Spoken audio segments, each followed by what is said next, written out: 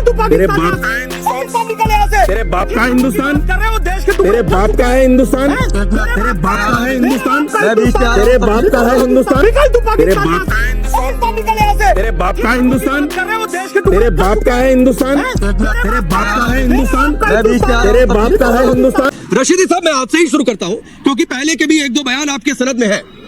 सवाल यह है कि 15 दिन बाद प्राण प्रतिष्ठा एक बार फिर से सुर लेकर बैठ गए इस देश के बड़े सो कॉल्ड मुस्लिम संगठन कि भाई ये तो कानूनी जुल्म था, ये फैसला हम नहीं मान रहे सुप्रीम कोर्ट के फैसले को, और वहीं पलटकर ये भी कहेंगे कि सुप्रीम कोर्ट का बड़ा सम्मान है। देखिए, दो अल्फाजों को अपने सही कर लीजिए। मैं आपको बार बार टोकता हुआ आ रहा हूं। एक तो मौलानाओं के साथ कट्टरपंथ मत लगाइए। दूसरे, ये जो जमातें हैं जिन्होंने आजादी में बहुत अहम किरदार अदा किया है, इनके साथ सो कॉल्ड मत लगाइए। आपको इनकी हिस्ट्री का पता नहीं है शायद। ये वो जमातें हैं जिन्होंने जंगे आजादी में अहम किरदार अदा किया है, मुसलमानों की नुमाइंदा जमातें हैं। आप इनको सो कॉल्ड कहकर आप राम हिस्ट्री को कैसे भुला देते हैं? चुप रहो ना, आपका नंबर नहीं है भाई, आपको क्लियर कर देता आपका नंबर नहीं है। मौलाना हिंदू मुस्लिम के बीच की खाई को चौड़ा करेगा उससे मैं सो कॉल्ड मौलाना ही कहूंगा। और इस देश का कोई भी संगठन जो कहेगा कि सुप्रीम कोर्ट तो मानते भी है, उसके बाद कहेगा कि भाई सवाल भी उठाते हैं, तो मैं उसको सो कॉल्ड संगठन ही कहूंगा। ये बात बिल्कुल क्लियर समझिए। ये मेरी ये बात सभी मौलानाओं पर लागू नहीं होती है, ना सिर्फ सभी संगठनों पर लागू होती है। मेरी भी क्लियर सुनिए। आप क्या है, मूंग मसूर की दाल, पिद्दी ना पिद्दी का शोरबा, हु आर यू?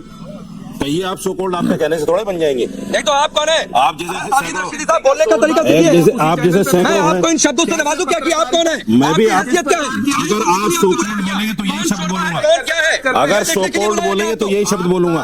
अगर सो कॉल्ड और कट्टरपंथी बोलोगे मौलाना होगा तो यही बोलूंगा। बोलूंगा सो कॉल्ड, तो मैं भी बोलूंगा। मैं भी बोलूंगा मूंग मसूर की दाल। जो कोई भी हिंदू मुस्लिम के बीच मैं भी बोलूंगा मूंग मसूर की दाल। मैं भी बोलूंगा। बोलते रहिए, आपके बोलने से कोई फर्क नहीं पड़ता। चुप रहिए। अगर आपकी यही तरीका, यही तौर तरीका सिखाया जाता है आपको, और यही सीखकर आपको बड़े हुए, तो आपको लानत है साजिद रशीदी। लानत तुम्हारे ऊपर 1000 बार लानत, 1 करोड़ बार लानत। जो ऐसी जमातों को जिन्होंने जंगे आजादी में किरदार अदा किया है, जिनके हजारों हजार उलमा, 60,000 उलमा कराम ने कुर्बानियां दी हैं। आप जाके देखें इंडिया गेट पे, अगर आप पढ़ना जानते हैं 37,000 मुसलमानों का नाम लिखा हुआ है। उन पर सवाल उठा रहे हैं क्या? जिन्होंने देश की आजादी के लिए कुर्बानी दी, यही वो जमातें हैं, कुर्बानी दी, उनको यही वो जमातें हैं जिन्होंने उनको शहीद होने के लिए आगे किया। बिना हिंदू मुस्लिम सैल्यूट है जिन्होंने इस देश के लिए कुर्बानी दी है। अरे मेरे लेकिन भाई, जो सवाल उठाएंगे सुनो, उनको नहीं सलामी है। सुनो, ये बात आप समझिए। तुम पैदा नहीं होते उस वक्त। यही वो जमातें हैं जिन्होंने उनको आगे आने के लिए जंग आजादी में कहा और लेकर आए आगे, और वो शहीद हुए। पैदा तो यही वो आपने जमातें हैं। तुम्हें नहीं पता? तुम्हारी तो पैदाइश भी नहीं थी उस वक्त में। पढ़ लो जमीयत उलमा क्या है, पढ़ लीजिए उसको। जमीयत उलमा को जिसने नहीं पढ़ा वो हिंदुस्तान का नागरिक नहीं हो सकता। साजिद रशीदी, पढ़िए उसको। इनकी आवाज डाउन करिए पीसीआर, इनकी आवाज डाउन करिए पीसीआर। साजिद रशीदी, मैं आपको वार्न कर रहा हूँ। राम राम भाई लोगों, कैसे हैं आप लोग? जय श्री राम। उम्मीद करता हूँ अच्छे होंगे। आपका स्वागत है हमारे चैनल पे। तो जी, जैसा कि आप जानते हैं कि श्री राम जी आ रहे हैं 22 तारीख को, 22 जनवरी को। बहुत ज़्यादा दिन नहीं रह गए। तो एक समुदाय के अंदर बहुत सी मिर्ची लग रही है, बहुत तगड़ी मिर्ची लग रही है। और वो अब एक समुदाय तो ना कहें तो अच्छा है, क्योंकि उसमें दूसरा समुदाय जो हमारा समुदाय है वो भी है। मतलब सारे नहीं है, कुछ एक लोग हैं जो पूरी हमारी पॉपुलेशन के 1% तो बहुत ज़्यादा, 1% भी नहीं, क्या 0.1% हैं जो बकवासबाजी करने से नहीं रुक रहे। उनमें एक है मौलाना साजिद रशीदी जी। बहुत बड़ा हरामी सूतिया ये, और ये बकवासबाजी करने से बिल्कुल पीछे नहीं हट रहा और किए जा रहा है। इस पे तो 2-4 कोई केस ठोके और इसका पिछवाड़ा पुलिस वाले लाल करे तभी ये शांत होएगा।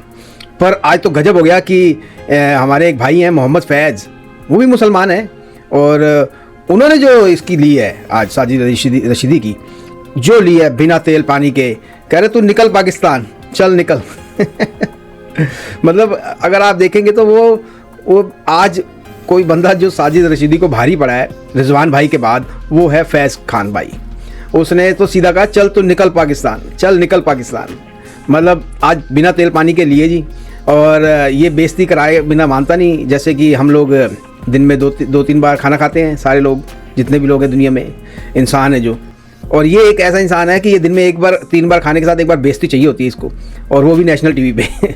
मतलब घर वाली बेइज्जती नहीं, मोहल्ले वाली नहीं, मतलब आस पड़ोस वाली नहीं, पार्क वाली नहीं, इसको चाहिए होती है नेशनल टीवी पे आके अपनी गंदी सी भद्दी सी शक्ल लेके आता है और बेइज्जती करवाता है। आइए चलिए देखते हैं वीडियो को और बात करते हैं। वार्न कर रहा हूं और ये आखिरी बार आपको कह रहा हूं, एक तो मेरे सामने बिल्कुल तमीज में रहिए, बदतमीजी मुझे बिल्कुल भी बर्दाश्त नहीं है। नंबर एक बात, मेरी पैदाइश पर आप नहीं जाएंगे। नंबर दो बात, वरना आपको जाना है सर, छोड़ आप जा सकते हैं, आप स्वतंत्र हैं। मेरी पैदाइश देखने के लिए आपको नहीं बुलाया यहाँ पर। तमीज सीखिए कैसे बातचीत की जाती है। तुम तड़ा करके मैंने आपसे बातचीत नहीं की, लेकिन आपने तुम तड़ा किया। मैं आपको आखिरी वार्न देता हूं, इसके बाद ऐसी भाषा नहीं तो आप सर चले जाइएगा। ये साजिद रशीदी साहब जो कर रहे हैं, इससे पूरे मुस्लिम समाज पर प्रश्न चिन्ह पैदा होता है।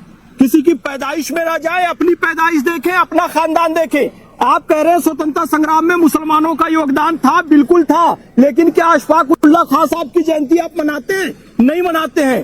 गुलाम गोसाई की मनाते हैं? जयंती मनाने का नहीं इस्लाम मनाते में हैं। है। हवलदार अब्दुल हमीद की मनाते हैं? अरे अनपढ़ नहीं आदमी मनाते जयंती हैं। मनाने का इस्लाम में है। जिन अनपढ़ आदमी जयंती मनाने का है इस्लाम मुसलमानों ने, में। मुस्लिम मंच में बैठ गए, ने मुस्लिम मंच के नेता बन के बैठ गए। पता है नहीं इस्लाम क्या है? आपको पता है इस्लाम में जयंती नहीं मनाई जाती? आपको पता हो? पता है तुम्हें? तमीज से बात कर। राष्ट्रीय मुस्लिम मंच का नाम लेकर मुसलमानों को बदनाम तुम जैसे लोग कर रहे हो। शहीदों की राष्ट्रीय मुस्लिम मंच लेके बैठ गए। आपको पता है राष्ट्र क्या होता है? कुर्बानी की तुम आपको पता है राष्ट्र क्या होता है? मुस्लिम मंच, राष्ट्रीय मुस्लिम मंच इस देश के टुकड़े किए थे। चुप बैठो, अपनी बात करो। इस देश के टुकड़े तुम्हें किए हक थे। नहीं है वो जमीयत उलमा किन्होंने पर बोलने का। टुकड़े किए थे? तुम्हें हक नहीं मेरी बात पर बोलने का। और वो लोग अपना हिस्सा लेके चले गए। निकल पाकिस्तान, निकल तू तेरे पाकिस्तान। बाप का है हिंदुस्तान। निकल यहाँ से। तेरे बाप का है हिंदुस्तान। कर रहे हो देश के टुकड़े। तेरे बाप का है हिंदुस्तान। तेरे बाप का है हिंदुस्तान। तेरे बाप का है हिंदुस्तान। मैं साजिद रशीदी, मैंने पहले भी आपको वार्न किया था सर। मैं बिल्कुल नहीं चाहता हूं कि मैं किसी से खड़े होकर बातचीत करूं, तो सर मुझे मजबूर मत किया करिए। मैं बार बार कह रहा हूं कि मुझे मजबूर मत किया करिए। मैं सहिष्णु हूं, लेकिन मेरी ये कमजोरी नहीं है। अब तो जी वीडियो तो हो गया यहाँ पे ख़त्म, और उम्मीद करता हूँ आपको हरामी सुअर की जो सूतिया की बेइज्जती हुई है वो अच्छी भी लगी होगी।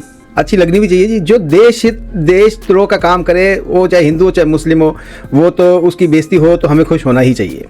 और उसके बाद ये देखिए आप, ये देश तेरे बाप का है, ये देश तेरे बाप का है। हाँ भाई, हमारे बाप का है, हमारे बाप दादाओं का है, तुम्हारे मुगलों का नहीं है भाई।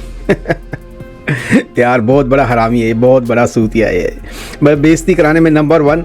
अब अगर इसको अभी कोई ऐसा अवार्ड दिया जाए कि जिसकी सबसे ज़्यादा बेइज्जती हुई हो नेशनल टीवी पे किसी न्यूज़ के प्रोग्राम्स में, तो उसमें सर्वप्रथम आएंगे हमारे मौलाना साजिद रशीदी जी, और इनको मिलेगा फर्स्ट अवार्ड बेइज्जती करवाने का। और रोज़ करवानी है। मिर्ची लगी हुई है जी, मिर्चें लगी हुई हैं पिछवाड़े में बहुत तगड़ी, क्योंकि राम भगवान आ रहे हैं। इनके मिर्ची मतलब वो कहते हैं ना, एक मिर्ची होती है हरी और एक होती है ज़्यादा कड़वी वाली। वो ज़्यादा कड़वी वाली घुसा दी किसने पिछवाड़े में, और उसी मिर्ची का असर है कि ये उछल उछल के वो जुलूल बातें बोलता ही जा रहा है। ये तो क्या हो, इसके ऐसे 2-4 लोग और भी हैं जो बोलते जा रहे हैं, उसमें हिंदू भी हैं, मुसलमान भी है, सब हैं। तो ये नहीं है कि कोई मुसलमान कर रहा है। कई मुसलमान तो बेचारे राम मंदिर दर्शन के लिए पैदल घरों से जा रहे हैं, पैदल जा रहे हैं जी, बॉम्बे से अयोध्या, कोई दिल्ली से अयोध्या, कोई कहाँ से कहाँ, सब पैदल। उनको पता है अंदर जाने की शायद इतनी भीड़ होगी कि जगह भी ना मिले, लेकिन सब पैदल जाने को हो रहे हैं। तो जी उम्मीद करता हूँ वीडियो आपको पसंद आया होगा। प्लीज़ चैनल को सब्सक्राइब करें, वीडियो को लाइक करें, शेयर करें। मैं आपको मिलूंगा अगले वीडियो में। तब तक के लिए जय श्री राम, हर हर महादेव, जय हिंद।